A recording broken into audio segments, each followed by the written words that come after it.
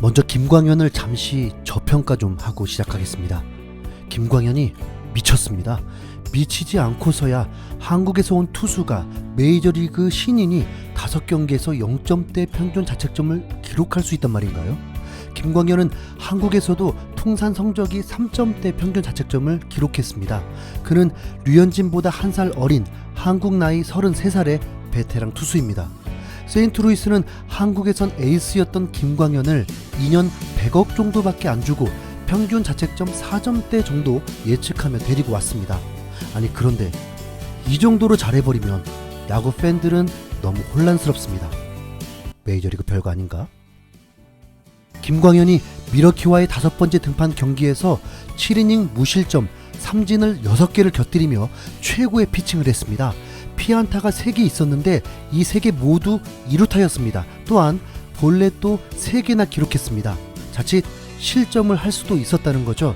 하지만 김광현은 그때마다 삼진 능력을 펼치며 위기를 극복해냈습니다. 1회의 2번 타자인 옐리치, 이 선수는 연봉 300억에 육박하며 내셔널리그 MVP급 실버 슬러거인 미러키의 간판 타자인데 이 선수에게 2루타를 맞으면서 이 경기가 쉽지 않겠구나를 예상했습니다. 미러키는 이번 시즌 노히트를 2번이나 당하면서 굴욕의 팀이 되었는데 전날도 시카고 컵스의 메이저리그 경험도 많지 않은 투수에게 노히트 노런 희생제물이 되었습니다.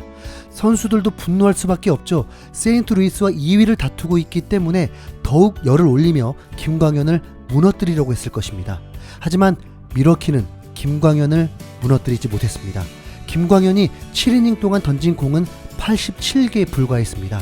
거기다 투구 템포도 빠르기 때문에 속전속결입니다.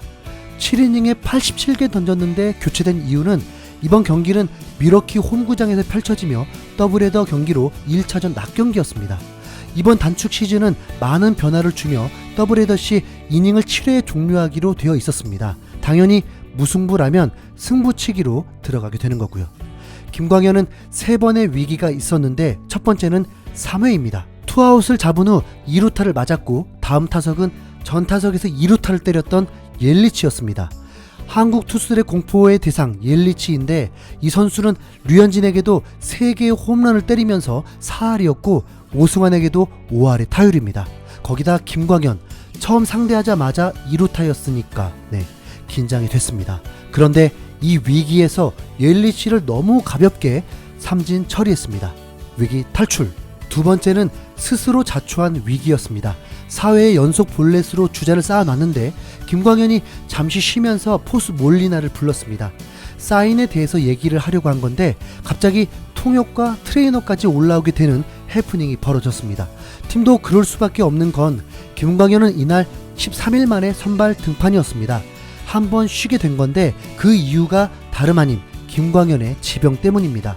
당시 신장경색으로 복통을 호소했고 가까운 병원에서 치료를 했는데 구단은 김광현의 상황을 매우 크게 생각하며 본인은 투구를 하겠다는데도 부상자 명단에 올려버렸습니다. 김광현의 컨디션과 지병으로 인한 투구의 변화까지도 더 신경 쓰고 있었습니다. 김광현 스스로 몰리나를 부르게 되니까 그런 해프닝이 나오게 된 거죠. 김광현은 그 해프닝이 도움이 됐는지 다음 타자를 가볍게 처리하며 이닝을 마쳤습니다. 6회에도 고의 사구까지 내보내며 주자가 1, 2루가 쌓이게 되었습니다. 투아웃 상황에서 2루수의 멋진 캐치와 유격수와의 멋진 콤비 플레이로 이닝을 종료시켰습니다. 결과적으로 결정적인 상황에서는 안타를 맞지 않았다 보니 위기라고 말할 수도 없을 것 같습니다. 그래도 위기라고 한다면 심리적 압박입니다. 미러키도 메이닝 실점이 없으면서 두 팀은 투수전이 벌어지게 되었습니다. 그런데 이 투수전에 김광현 상대가 누군지 아시나요? 지난 시즌까지 KBO에서 활약하며 외국인 투수가 MVP까지 거머쥐었던 린드블럼이었습니다. 린드블럼은 미러키와 3년 900만 달러, 옵션을 포함하면 1800만 달러에 달하는 계약으로 다시 미국으로 옮겼습니다.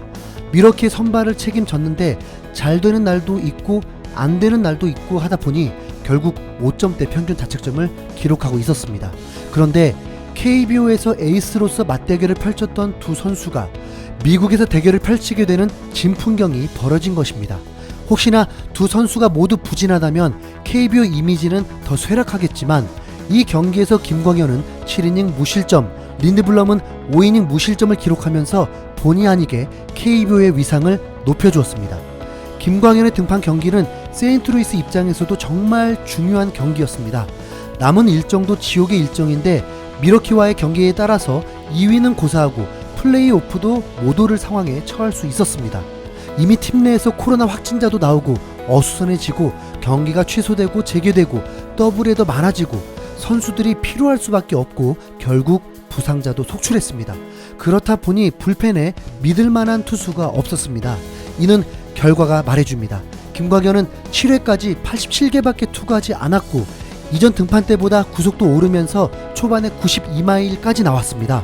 7회에는 너무나 가볍게 세 타자를 요리했습니다. 어쩌면 연장 승부치기도 등판시킬 수 있었습니다. 하지만 감독은 정석대로 했습니다.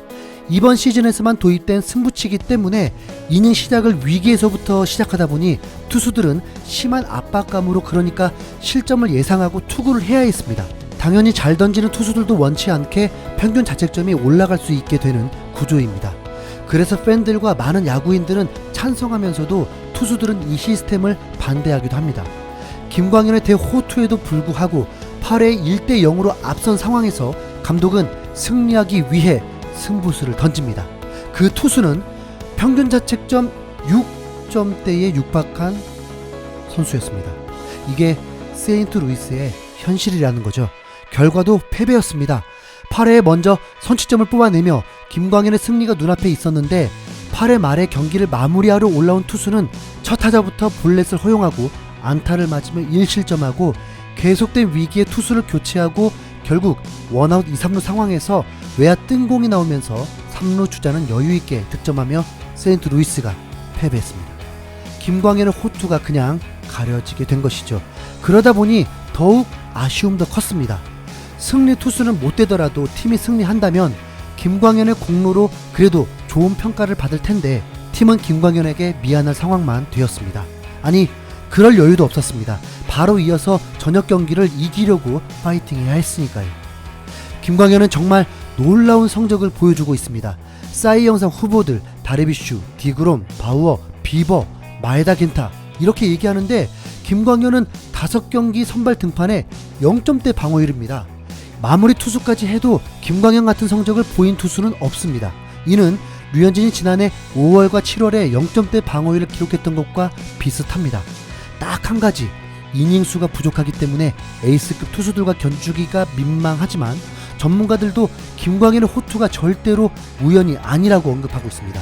김광현도 구속으로 상대를 제압하는 투수가 아니라 류현진과 비슷하면서도 구속의 변화를 주면서 거의 10가지 구종이 되는 듯 투구하고 있습니다. 커맨드가 류현진보다는 조금 떨어질 수 있지만 다양한 공과 스피드의 투구 템포까지 빨라서 메이저리그에 제대로 통하고 있습니다.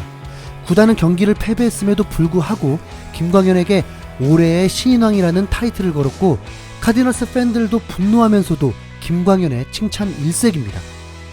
김광현을 왜 내린 거지? 그를 내리는 순간 정말 참담했어. 승리를 위해선 김광현을 그냥 뒀어야 했어. 나라면 신인왕에 한 표 던질 거야. 김광현 사과할게. 그의 투구수는 고작 87개였어. 김광현 계약은 정말 대박이었네. 그치? 김광현이 완성지였다면 확률이 더 높았을걸? 김광현은 확실히 최고의 투수다. 최고의 투수를 낭비한 경기야. 오늘 그의 노력이 너무 안타까워. 너무 한심해. 우리는 승리가 꼭 필요했는데 밀러가 4번 타자라면 공격이 확실히 문제가 있는 거잖아. 번트는 정말 어리석었어. 김광현은 이제 2-3경기 등판이 남아 있습니다. 그 사이 세인트루이스가 플레이오프에 진출할 수 있으면 좋으련만 상황은 매우 좋지 않습니다. 그래서 우리가 더욱 응원해야겠죠. 김광현의 대활약이 플레이오프까지 이어진다면 내년 계약을 마친 후 김광현은 어느 정도의 대접을 받게 될지 상상도 가지 않습니다. 김광현도 메이저리그 한 팀의 에이스로 우뚝 서길 기대하며 김광현 파이팅!